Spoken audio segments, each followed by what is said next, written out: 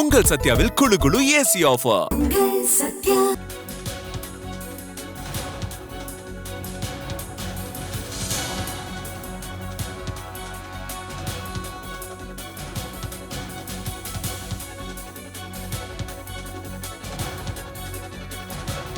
நீண்ட இழுபறிக்கு பின்னர் கேரளாவின் புதிய முதலமைச்சராக வி.டி. சதீசன் தேர்வு செய்யப்பட்டிருக்கிறார்.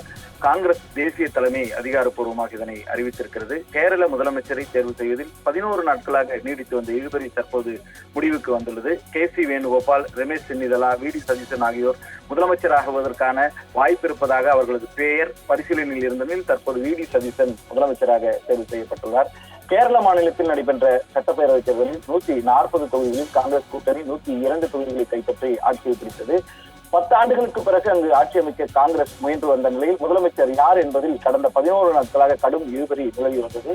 முதலமைச்சர் பதவிக்கு காங்கிரஸ் தேசிய பொதுச் செயலாளர் கே.சி. வேணுகோபால் எம்பி, கடந்த பினராயி விஜயன் ஆட்சியில் எதிர்க்கட்சி தலைவராக இருந்த வி.டி. சதீசன், மூத்த தலைவர் ரமேஷ் சென்னிதலா ஆகியோரிடையே கடும் போட்டி நிலவி வந்தது. இவர்களுக்கு ஆதரவாக மாநிலம் முழுவதும் தொண்டர்கள் தனித்தனியே பேரணி நடத்தினர். புதிய முதலமைச்சரை தேர்வு செய்வதற்காக காங்கிரஸ் மேலிட குழுவைச் சேர்ந்த 2 பேர் கடந்த வாரம் திருவனந்தபுரத்திற்கு வந்து ஆலோசனை நடத்தினர். ஆனால் இதில் எந்த சுமூகமான தீர்வும் எட்டப்படவில்லை. இதனால் மேலிட குழு ஏமாற்றத்தோடு டெல்லி திரும்பியது.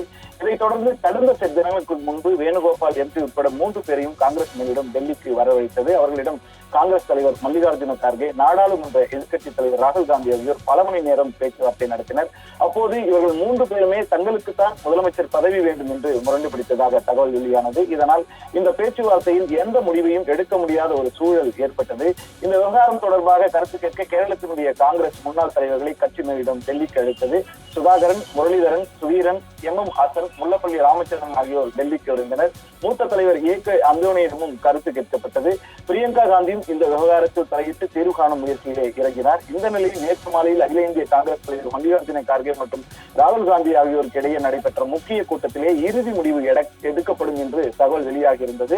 அகில இந்திய காங்கிரஸ் கட்சியினுடைய செய்தி தொடர்பாளர் ஜெய்ராம் ரமேஷ் டெல்லியில் இது தொடர்பாக செய்தியாளர்களுக்கு பேட்டியளித்தார். அப்போது கேரளத்தினுடைய புதிய முதலமைச்சர் யார் என்பது குறித்து இன்று அதிகாரப்பூர்வ அறிவிப்பு வெளியாகும் என்று கூறினார்.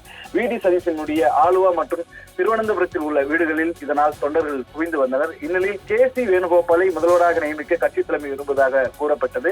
ரமேஷ் சென்னிதலா மற்றும் சதீசனுடைய ஆதரவாளர்கள் இதற்கு கடும் எதிர்ப்பு தெரிவித்தனர்.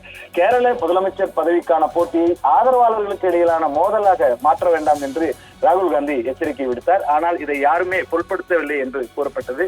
கே.சி. வேணுகோபாலை முதலமைச்சர் பதவிக்கு தேர்ந்தெடுக்க வேண்டாம் என்று ராகுலும் பிரியங்கா காந்தியை எச்சரிக்கின்ற போஸ்டர்கள் வயநாட்டில் ஒட்டப்பட்டுள்ளன. அதாவது, கே.சி. வேணுகோபால் உங்கள் பையை தூக்குபவராக இருக்கலாம், ஆனால் கேரள மக்கள் உங்களை ஒருபோதும் மன்னிக்க மாட்டார்கள் என்று ஒரு போஸ்டரில் எழுதப்பட்டது.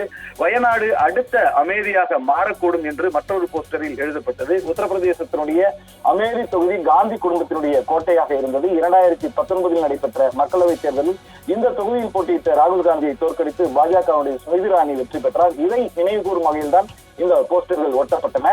உயரிய பதவி தவிர வேறு எதையும் ஏற்கப் போவதில்லை என்று சதீசனும் அந்த நேரத்திலே தெளிவுபடுத்தினார். இது கட்சி தலைமைக்கு இக்கட்டான ஒரு சூழலை ஏற்படுத்தியது. இப்படிப்பட்ட ஒரு சூழ்நிலையில் தான் நீண்ட இழுபறிக்கு பின்னர் கேரளாவினுடைய புதிய முதலமைச்சராக வி.டி. சதீசன் தேர்வு செய்யப்பட்டிருக்கிறார். கேரள முதலமைச்சரை தேர்வு செய்வதில் 11 நாட்களாக நீடித்து வந்த இழுபறி இப்போது முடிவுக்கு வந்திருக்கிறது.